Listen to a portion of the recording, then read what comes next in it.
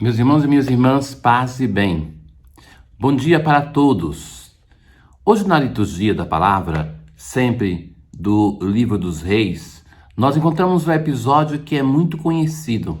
Aquela ocasião em que a rainha de Sabá vem para conhecer Salomão, sobretudo conhecer a sabedoria de Salomão. Vejam que esse episódio é tão importante que ele é a base mais citada para falar do reconhecimento da ação de Deus em Israel por parte dos povos estrangeiros. Essa mulher, ela ouviu falar da riqueza de Salomão, de todas as virtudes da sua corte, mas, sobretudo, ela ouviu falar da sabedoria deste rei, que, recordemos, é aquilo que ele, na sua adolescência, vai pedir ao Senhor, quando Deus vai dizer, peça o que quiseres, e ele vai dizer assim, que pede a sabedoria para poder discernir entre o bem e o mal. E, de fato, muitos episódios de Salomão vai retratar isso. O texto começa assim: a rainha de Sabá, tendo ouvido falar para a glória do Senhor da fama de Salomão, veio prová-lo com enigmas. Então, que é uma prática antiga de fazer perguntas, de expor enigmas para que a pessoa possa comprovar a sua sabedoria. E de fato, ela expôs tudo o que tinha no seu pensamento, todas as suas questões. Me chama muita atenção isso, porque na vida de muitos santos também vai acontecer isso. Pensa, por exemplo, na vida de São Francisco, tem alguns episódios, entre eles aquele do Conde Orlando, que depois vai dar para ele o Monte Alverne, que ele desejava encontrar São Francisco para expor questões pertinentes sobre a sua vida espiritual. Mas não é a mesma coisa que acontece com Jesus, das pessoas que se aproximam, ou nós, no nosso ministério, que as pessoas vêm para colocar questões que são importantes para a sua vida.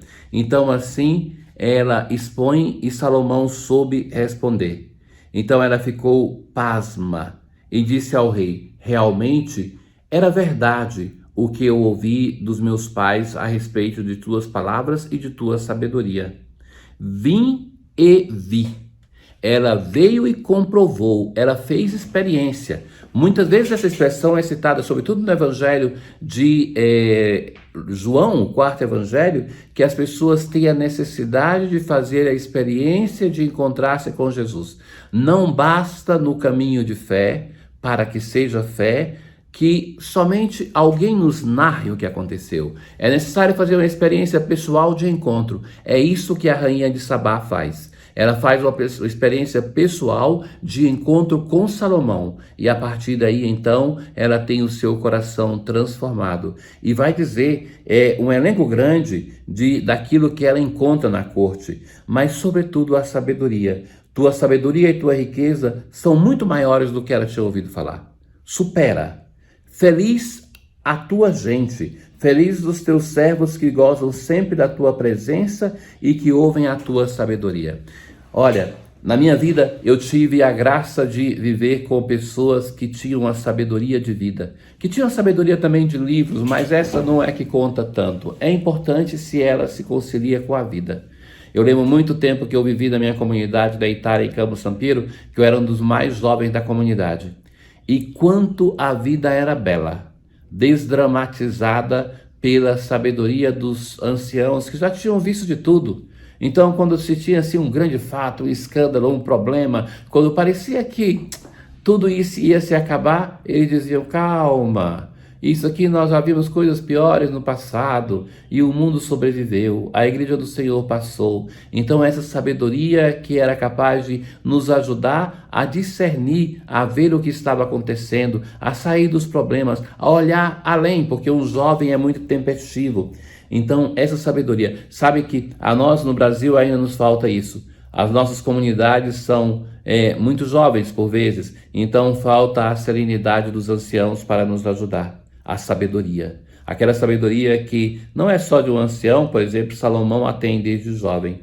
O Senhor amou Israel, continua a rainha de Sabá, para sempre, e te constituiu rei para governares com justiça e equidade. A sabedoria é uma sabedoria para o serviço, para saber discernir, assim pede Salomão desde a sua adolescência, para saber discernir para o bem do povo. Se é necessário a sabedoria para quem cuida somente da própria vida, muito mais a sabedoria é necessária para quem tem que conduzir a vida alheia. Nunca mais foi trazida tanta quantidade de aromas como aquela que trouxe a rainha de Sabá. Mas ela deixa a sua riqueza, os seus aromas, porque encontra ali uma corte que funciona, tudo que vai bem, como ela tinha ouvido, mas sobretudo a sabedoria de Salomão. É essa sabedoria que é aconselhada por um ancião a um jovem no salmo de hoje. Deixa aos cuidados do Senhor o teu destino. Quanta energia a gente perde pensando no nosso amanhã. Deixa ao cuidado do Senhor. Ele é aquele, como vai dizer Jesus, que se veste os lírios do campo, se dá comida aos pardais, não vai esquecer de cada um de nós. Fará brilhar tua inocência. Cuidar da própria inocência, da própria virtude, para que não se perca a beleza da juventude. A salvação dos piedosos vem de Deus. O Senhor lhes dá ajuda e os liberta.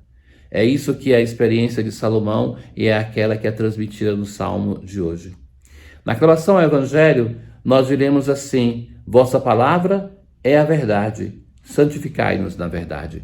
Santificai-nos na verdade, que é aquilo que Jesus vai dizer hoje no Evangelho. Não é a santidade que vem do alimento. Continuando o discurso de ontem, Jesus, que estava falando com os fariseus e doutores da lei sobre a questão do puro e impuro, e que veja que isso era um problema sério para a comunidade cristã, que reunia pessoas provenientes do judaísmo, que tinham essa questão do puro e impuro, e pessoas que vinham do paganismo, que nem conheciam essas práticas, então deviam ser formadas. E para os apóstolos mesmo, isso se retrata na carta aos Gálatas, se retrata dos evangelhos, era uma questão difícil de romper com as tradições antigas para aceitar o novo. O evangelho não era somente um maquiar o judaísmo. Lembra daquela parábola que diz Jesus não colocar vinho novo em odres velhos? Então, de tecido novo em remendar tecidos velhos. Então, o evangelho é uma grande novidade. E para o povo de Israel, neste âmbito, porque é uma prática que é difusa ainda hoje em Israel. Então, Jesus chamou a multidão para perto de si e disse. Eu acho muito interessante esse modo de agir de Jesus em algumas ocasiões, que é assim, como para dizer aquilo que é o essencial, aquilo que é o coração do Evangelho. E vai dizer assim, não é o que entra no homem de fora, mas o que sai de dentro que o torna impuro. Então, não é o alimento que vai tornar uma pessoa impura, mas o que está no seu coração. De fato, Jesus então vai buscar ser mais preciso e vai dizer assim, será que nem vós compreendeis? Ou seja, nem os discípulos, nem aqueles que estão perto, porque, assim continua, não entendeis que nada do que vem de fora e entra numa pessoa pode torná-la impura? Porque não entra em seu coração, mas em seu estômago e vai para a fossa. É interessante, Jesus é muito específico nisso, né? E veja que muitas vezes essas superstições entram facilmente na nossa vida e que devemos ter cuidado, devemos escutar o Evangelho e deixar-nos purificar. O Evangelho tem uma força tal que bastaria para nos mudar a vida. Então, atentos àquilo que está dizendo Jesus e que diz de modo muito preciso. O alimento entra na gente, sai, vai para a fossa. Mas, continua Jesus, e aqui é importante, o que sai do homem, isso é o que torna impuro. Não é, pois está dentro do seu coração. O coração que é a sede do sentimento e das grandes decisões. E Jesus apresenta maior elenco de pecados no Evangelho hoje. Imoralidades, más intenções, roubos, assassínios, adultérios, ambições desmedidas, maldades, fraudes, devassidão, inveja, calúnia, orgulho, falta de juízo.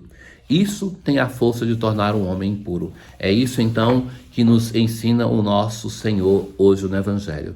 Que a graça de Deus não seja em vão na nossa vida, mas que nós possamos, de fato, acolher esta graça e purificar o nosso coração. Hoje, a oração das ofertas vai dizer assim, Senhor nosso Deus, que criastes o pão e vinho para alimento da nossa fraqueza, concedei que se tornem para nós sacramento de vida eterna. Tenham todos um bom dia. O Senhor esteja convosco, Ele está no meio de nós. Abençoe-vos o Deus Todo-Poderoso, o Pai, o Filho e o Espírito Santo. Paz.